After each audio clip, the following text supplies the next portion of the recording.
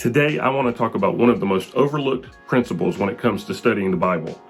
I want to look at what it means to study the Bible according to its literary genre. Now, genre is just a fancy word meaning form.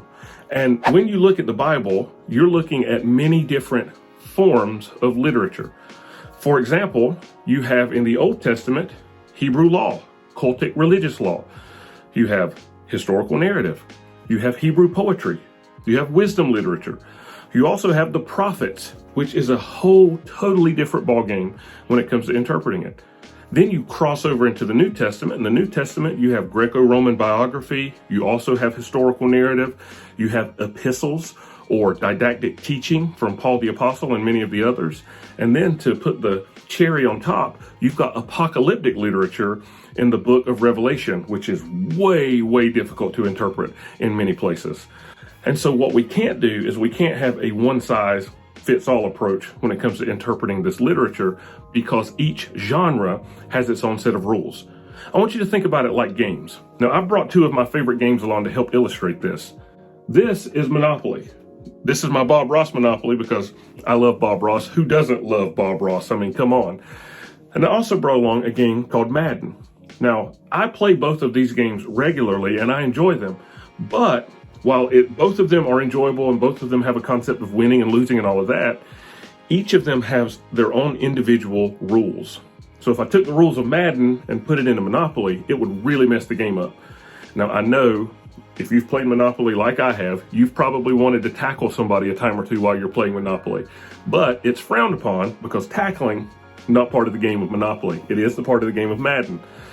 Now, when we look at the Bible, what we tend to do is we have a one-size-fits-all approach at interpreting literature, and we don't take into consideration what type of genre it is. And we've got to play by the rules. So there are some genres like poetry that were never intended to be interpreted literally.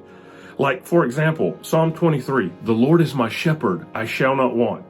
Well, we're not supposed to literally think that God is a literal shepherd in heaven with literal sheep in heaven, but rather that's poetic language to try to inspire emotion in the person who's reading it. Well, then you fast forward over into the New Testament and you read something like what Paul the Apostle says to the Corinthians in 1 Corinthians 15 about how I deliver to you what was of first importance, that Christ died according to the scriptures, was buried, and he rose according to the scriptures. Well, that's not metaphorical or poetic language. That is to be taken absolutely literally. Jesus Christ did rise from the grave, and there are many evidences from that. And so we see that we're not supposed to approach it literally, but really see the figurative meaning behind it. But the other, we are to approach it from a literal perspective. And so this is just a tiny example of how important it is for us to take the literary genre into consideration. We see this all the time in well-meaning pastors and well-meaning Christians just kind of picking and choosing certain verses that make them feel good and ignoring the historical context and the literary context. So I want to encourage you, play by the rules of the game. So the question is, how do I understand or figure out what the genre of a particular passage of the Bible is?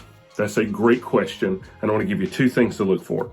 Number one, it's important to read the Bible in its literary context. So let's say, for example, you're reading one passage of scripture. Well, then you need to zoom out from that one passage of scripture and read what's in front of it and what's behind it. Well, then zoom out even further and understand that passage and what's surrounding it in the context of the particular book or letter it's in.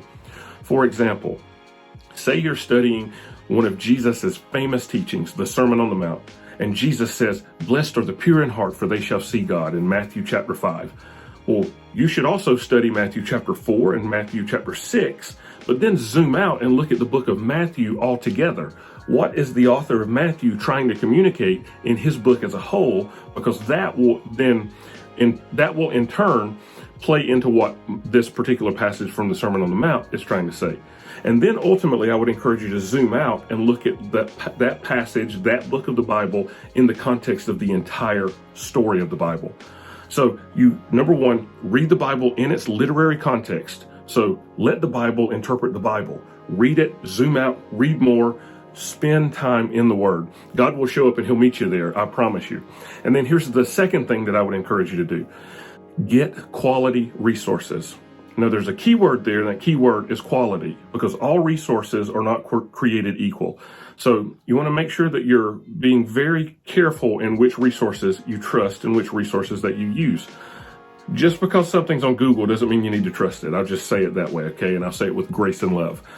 But you can get things like a great study Bible. One of the best investments that you will make for your spiritual life is spending $60, $70, $80 on a great high quality study Bible. Now, all Bibles are not created equal, and especially when it comes to study Bibles.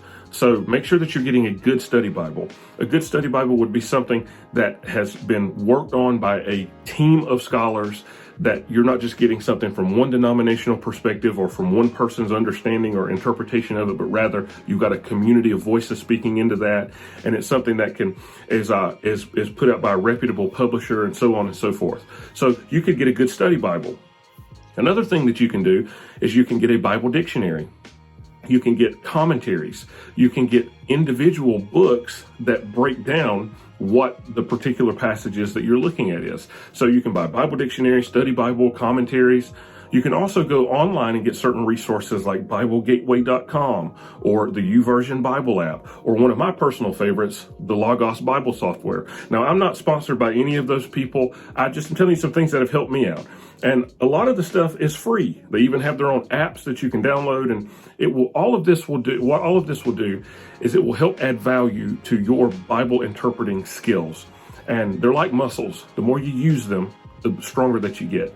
And so, 1, read the Bible in its context. 2, find some quality resources, and those will help you determine what the genre is, and then you can dive a little bit deeper into seeing what tools you need to interpret particular genres of the Bible.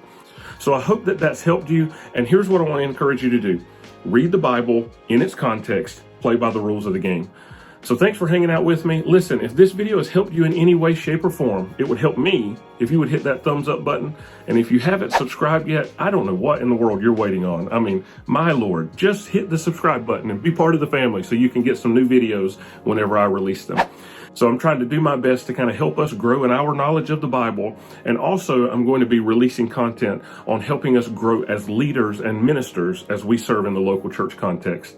Listen, I appreciate you guys so much. Thanks for being with me. If this has helped you, hit that thumbs up button, subscribe, maybe even share it. I don't know, man. Do what the Lord leads you to. I think he's leading you to do all of those things, but do what the Lord leads you to. Listen, I appreciate you. I love you. I'm Brian. We'll see you next time. Bye now.